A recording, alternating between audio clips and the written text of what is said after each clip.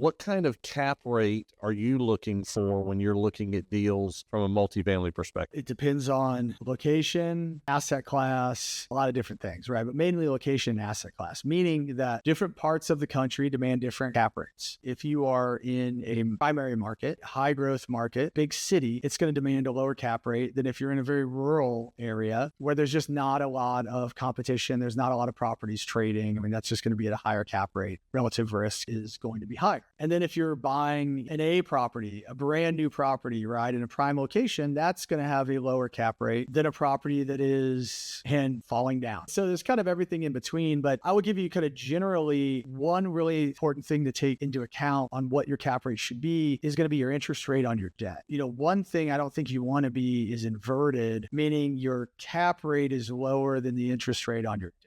Your cap rate can also be looked at as what is the cash flow that's coming out of that property day one. So it's a 5% cash flow. If you didn't have any debt in place, you'd expect a 5% return on your money. If you look at that interest rate and say, okay, my interest rate's 5.5%, my cap rate's 5%, then you're just going to be in a tougher position. You're going to be in a cash crunched position from the start. Versus if your interest rate is 5.5% and your cap rate's 6.5%, you're going to have some cash left over at the end of the day. And so that's just a way to make sure you're being safe as you make your investments. And that's one of our first kind of criteria is, can our interest rate on our loan, is there a spread between that and the cap rate? And is our interest rate below the cap rate we're going in? That's one of those rules of thumb that we look for. Where did you buy early on in your career? Did you buy local or were you looking outside of your local market at different markets that maybe had better industry, things like that going on? Yeah, I did a little bit of both kind of at the same time. And I believe that when you're starting, if you're going to be the one really managing and really overseeing that property, even if you're not the day-to-day manager, you really do have to think about logistics and how long it takes to get to that property. Because if you think you're going to go buy a property that's a 3-hour flight away and be able to really successfully oversee that, which people do, I just don't really believe that you can oversee that in the way that really needs to be overseen to be successful. So I think you got to really, I would say I undervalued that at the beginning, really valued that now. And is it drivable? Yeah. Or do I have a team member that is going to be getting out there and knows that's part of their job description and they're comfortable now as we've evolved? But when I started, it was just me. I wanted it to be drivable because part of my mission of going into real estate and getting out of management consulting was to be home for my family. Because in management consulting, I traveled all the time and I didn't want to be doing that all the time. So if I bought a property 4 hours across the country, I'd be traveling and I wouldn't be really living the reason I got out of management consulting.